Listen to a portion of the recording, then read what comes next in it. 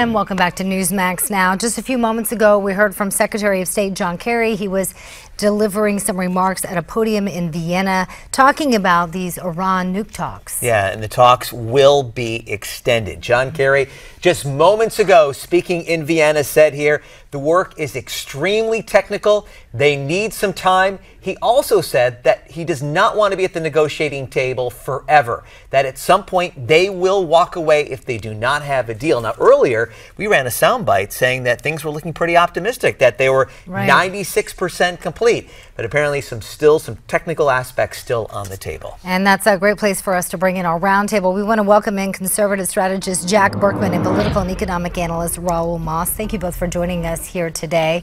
Jack, a pleasure. Let's start with you. Are you surprised at all by Kerry's comments? No, I mean, the media is saying Kerry will take any deal, so now he has to reinforce the idea that he's prepared to walk away. They're not prepared to walk away. Obama has not a single foreign policy success. He feels he desperately needs this. We all know all of this is irrelevant, Miranda. We all know that Iran will have the bomb in a few years. The United States and Europe have both accepted the reality that Iran will be a fully nuclearized state. It's coming. I think at this point the only way to stop that would be to use force. I don't sense any will to do that, sadly, in either party in the United States. So I think we're dealing with a very sad and terrible and dangerous fait accompli. All right, Jack thinks it's theater. Raul, what do you think down there in Miami? Do you think basically John Kerry setting this up? I mean, I think it's a fait accompli. I think, this administration is dead set on reaching a deal with Iran no matter what. And I think these talks will go on indefinitely until such time as they come to an agreement. What it does give us is a little bit more time, from the standpoint of Congress and the public at large, to sort of continue to put pressure for a good deal. A good deal being relatively relative, right? I mean, I think it's going to be a bad deal all around, but at least try and get some assurances in place regarding, immediate inspections, things of that sort. Okay, we want to switch. The broader problem is that verification and inspection are just impossible in this case. I mean, if you look at the progression of things in the last 13 years, we're just going incrementally toward Iran, slowly, surely, inexorably, inevitably getting the bomb. You can follow that line. It's literally a straight line. Each 2 years we give up a little more. They're going to be there in a couple years if they're not there already. Inspection is just impossible. John Kerry knows it. Obama knows it. Frankly, Republicans know it. But, it's almost like Hitler in the 30s. Everybody knows what's happening, but nobody wants to do anything. Well, speaking of Republicans, let's shift gears here now for a moment. 2016 presidential candidate Donald Trump on CNN with Anderson Cooper. Let's listen. Right there. We'll try to get that for you. But basically, he said, even after all these years, talking in reference to Hillary, she still blames everything that has happened on someone else. It's always a Republican. It's always a vast right-wing conspiracy. Want to get your thoughts, Raul. What do you think about all the spotlight that's been shining on Trump here in recent days? He seems to be dominating headlines as well as polls, especially the latest poll out of North Carolina beating out Bush. Sure.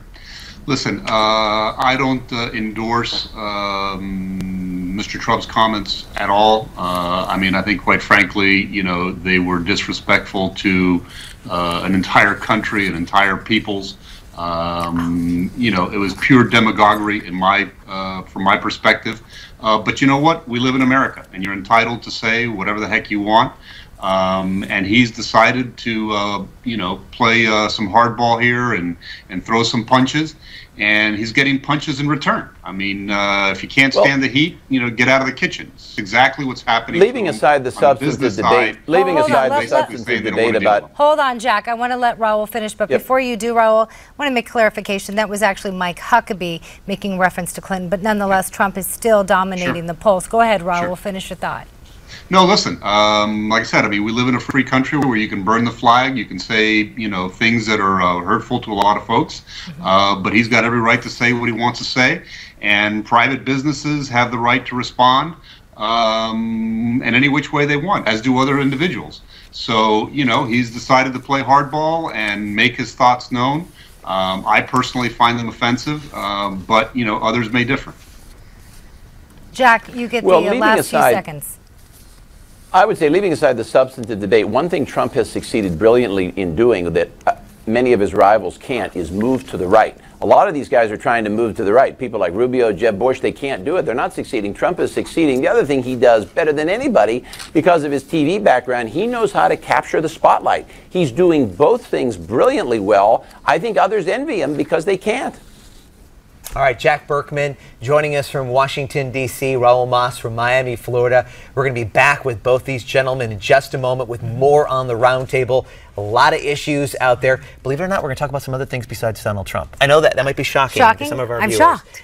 But we do have a lot of things to talk about. And again, the breaking news out of Iran is that the talks, the Iran nuclear talks, will be continued. John Kerry speaking just moments ago. You're watching Newsmax TV on this Thursday afternoon. And back for part two of our roundtable, conservative strategist Jack Burkman and political and economic analyst Raul Mas. Thanks so much for staying with us. Lawmakers in the State House debated late into the night over the bill to remove the Confederate flag from a war memorial in South Carolina. At times, you may have seen this, it became pretty emotional. I cannot believe that we do not have the heart in this body to do something meaningful, such as take a symbol of hate off these grounds on Friday. And there you have it. That was State Representative Jenny Horn there speaking. She's a Republican. In the end, they did have a heart, voting early this morning to pass that bill. The governor there expected to sign it. Jack, are you surprised with how swiftly things happen? Yeah, surprised. I think the Iron Curtain of political correctness led by forces like CNN is descending upon our country. I think it's the wrong thing to do. Look, just because the South practiced slavery, I don't think that means the Confederate flag is a symbol of racism. I have always seen the Confederate flag as a symbol of states' rights, with an oppressive central government oppressing states. In a lot of ways, it's a symbol that's needed now more than ever when you look at what Washington does to states.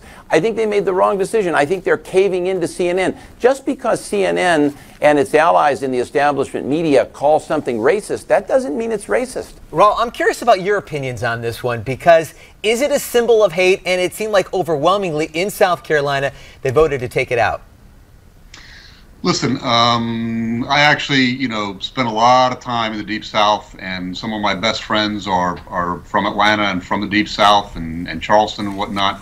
I have an enormous amount of respect for, those who live in that region. The Confederate flag is not just about slavery. It's about, tradition. It's about a way of life almost, and forefathers that basically fought for states' rights and for a way of life that they wanted to preserve. At the time, it seemed like a good idea. I think in the 21st century, though, when you've got governments flying a flag that, quite frankly, is offensive to a large segment of the population, I think, it's okay. I think it's okay for governments to take that flag down, keep it in the museums, keep it in the history books. I think if people want to fly it on their own private property, they're perfectly, enabled to do so. But I think if you're talking about governments, state governments like in South Carolina, and they want to do it as a symbol of healing within their community, they should be allowed to do that as well. And I have no objection to it, quite frankly.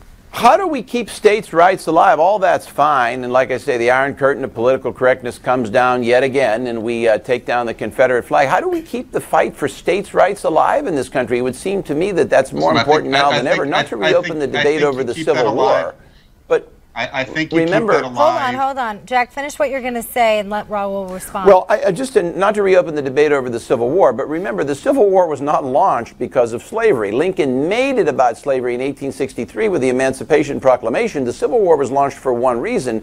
Abraham Lincoln and a group of people in Washington did not want the southern states to leave the Union.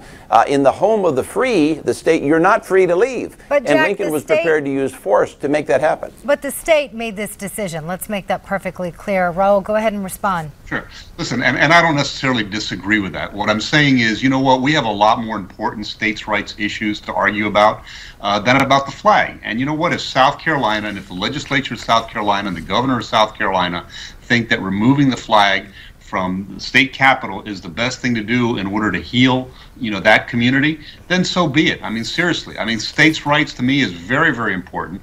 But I think we ought to be focusing on stuff like Obamacare being, you know, jammed down the throats of individuals by an education, a national education policy being, you know, jammed down the throats of state and local communities.